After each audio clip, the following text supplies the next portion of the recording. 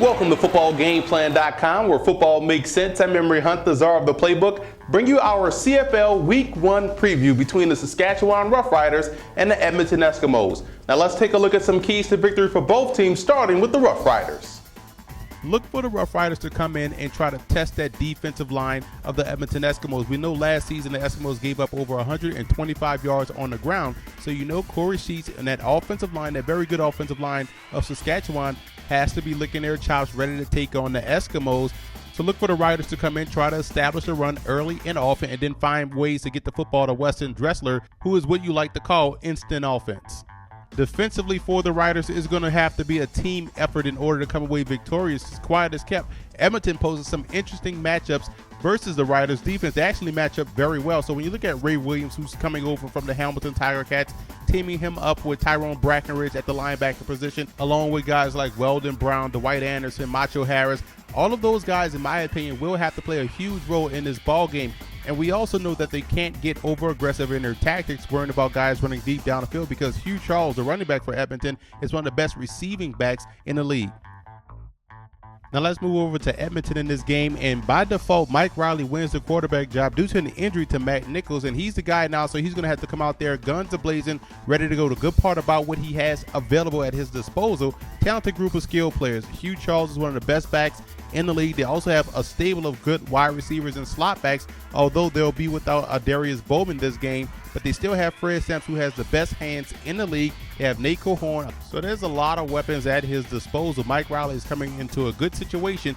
He just has to make sure that offense stays on pace, and when they get the opportunity, put the ball in the end zone. Moving to the defensive side of the football, improving the defensive line was priority number one for the Eskimos. That's why they bring in Odell Willis, who's one of the best pass rushers in the league.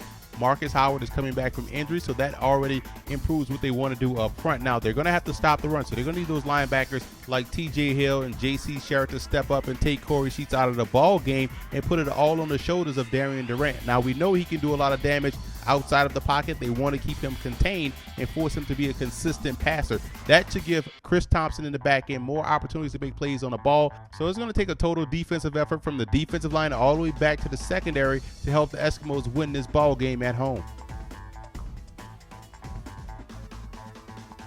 Now let's take a look at some coaching points for both teams in this ball game. Number one, for Saskatchewan, they have to establish the run. You want to really see how well they've improved that defensive line.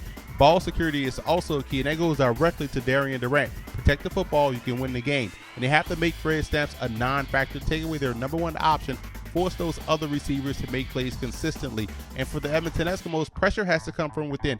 A-gap, B-gap pressure, have your defensive ends play contained, keep Darian Durant in the pocket. And the screen game is vital with Hugh Charles. We know Saskatchewan will be aggressive in their front four, so they're going to have to neutralize that with the screen game with Charles out of the backfield. And winning special teams, you got to win in all three facets of the game, especially if you're the Edmonton Eskimos that's going against a very good team in Saskatchewan. I like Saskatchewan to win this game. When you look at the Rough Riders, you see a well-balanced team top to bottom. Good offensive line, good defensive line, a team that can make plays in the passing game with Weston Dressler, good running back in Corey Sheets. All the way around this roster, you find talented players, and I think they have enough to knock off Edmonton in Week 1. And I want to give a huge shout out to Saskatchewan Rough Rider fan forums and Edmonton Eskimo fan forums for always showing football game plan support.